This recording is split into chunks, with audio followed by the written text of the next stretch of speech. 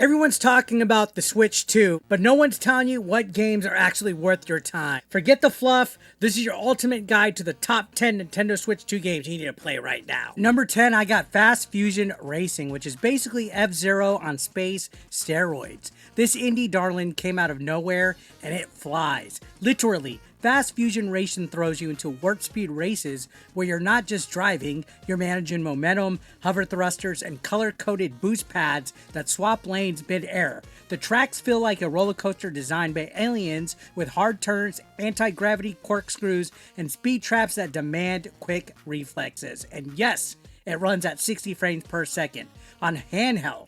If you miss Nintendo's more hardcore racers, this is the fix, and it's only $15. And it's been going under the radar. I believe this is the most underrated Switch 2 game out there.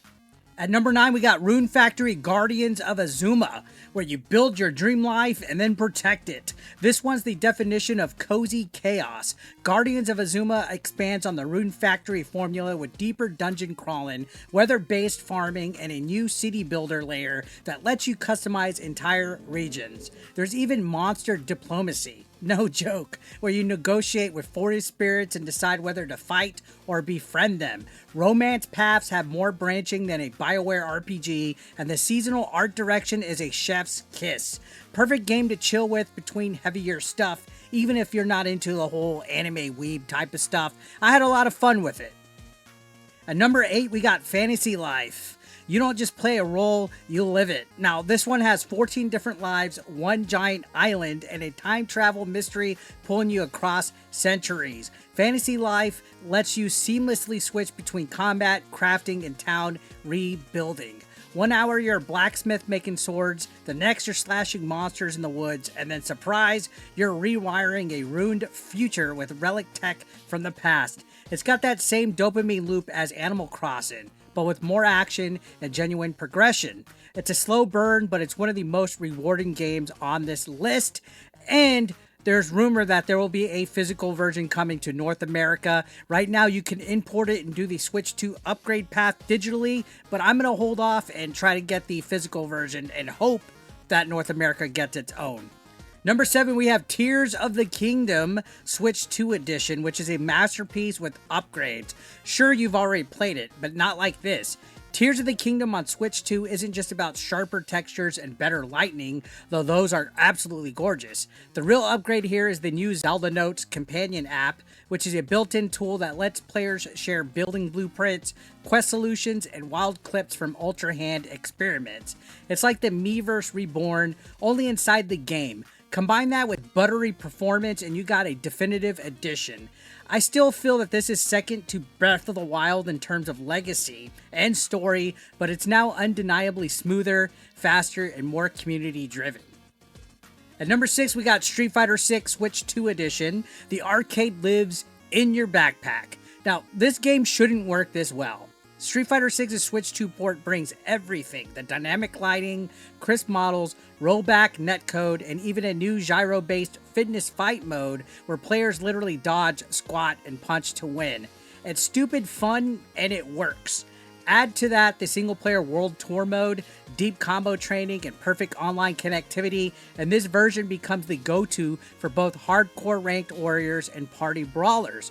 Capcom crushed it, bringing this to the hybrid model of the Switch 2. The only complaint I really have is that this is a game key card, and the game is not fully on the cartridge. So I would rather just get this one digitally than the fake half attempt at being physical with the game key card. Number 5, we got Bravely Default Flying Fairy HD. It's a classic JRPG with a modern swagger. This is the game that defined a generation of 3DS RPG fans, and it's finally back, fully voiced, fully reanimated, and running beautifully on the Switch 2. This is classic RPG right here, guys. The Brave default mechanic still slaps, encouraging risky plays that make every boss fight a gamble, but what's new is the dynamic camera work, the revamped soundtrack, which is now fully orchestrated, and HD backgrounds that look like moving art books. It's perfect if you grew up with Final Fantasy Tactics or, more recently, Octopath Traveler, but you want a story that balances charm and melancholy. I mean, this is awesome. There's not too many RPGs out on the Switch 2 at this moment. This one is actually pretty cheap. Beware, it's a game key card, so it's not going to be fully on the cartridge. So depending on how you feel with that is whether you should get this game or not. But it's actually about $40, so it's on the cheaper end of Switch 2 games. At number 4, I got Cyberpunk 2077 Ultimate Edition. Yes, it actually runs and it's amazing. We didn't believe it either, but I did a full review just a couple of weeks ago. If you guys want to go and check it out, I'll leave a link in the comment section down below. CD Projekt Red pulled off some handheld wizardry here, scaling Cyberpunk to run with minimal load times, stable performance, and full expansion content intact. It's like Witcher 3 all over again, only neon-soaked and filled with hacker gangs. If you skipped Cyberpunk at launch, this is the redemption arc for this game. If you played it already, revisit it with the new Switch-exclusive modes here. We got mouse controls, we got a sync deck mode that retools combat, and UI for smaller screens. It feels surprisingly natural. This is one of the best games on the Switch 2 at this time, and it's on the actual cartridge. Yeah, this isn't a game key card. It's fully on the cartridge, which is more than enough reason to support this game. At number 3, we got Breath of the Wild. The GOAT has returned, and it's not just a port, it's a monument. Switch 2's version runs at locked frame rates, it features HDR lighting, and introduces 2 incredible new features, which are memory logs, which auto-record your coolest moments, and a Hyrule Archive overlay that tracks every Korok, shrine, and weapon stat. It's basically a director's cut, the one fans have been begging for, and it's still unmatched in terms of world design, sense of discovery, and emergent gameplay. There's no excuse left if you haven't played it, okay? At this point, you need to check this game out. It's one of the greatest Nintendo games of all time, and if you have played it, play it again because it's never felt better. At number 2, we got Mario Kart World, which is the launch title that came with most of the Nintendo Switch 2s, unless you got the basic bundle. And it reinvents the franchise with jaw-dropping ambition. You've got classic Grand Prix and time trials, but now there's free roam mode, where you drive between hubs, unlock events in real time, and race others on the fly. Knockout Tour is an absolute blast to play. Sure, they did an update recently that's kind of ruined the online ranking mode of this game, but if you're a fan of Mario Kart and you haven't played this one, this is the best multiplayer game on the Switch 2 at this point. Trust me, it's great. It might not be the most beginner-friendly Mario Kart ever, but it is pretty exciting. At number 1, we got Donkey Kong Bananza, which is a masterpiece hiding in plain sight. This wasn't supposed to be Game of the Year material, but it absolutely is. Bonanza takes Donkey Kong's raw power and combines it with the exploration heart of Mario Odyssey.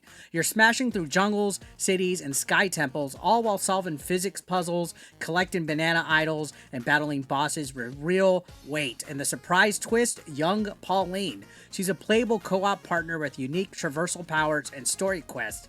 Their dynamic is charming, heartfelt, and unexpected. It's the most complete, joyful, explosive DK game Nintendo has ever made, and it might just outshine Mario. So there you have it. That's my top 10. What is your must play? Let me know in the comments down below. And if you're not subscribed to the channel yet, hit that subscription button. It's free. We're on the road to 100,000 subscribers. Peace out.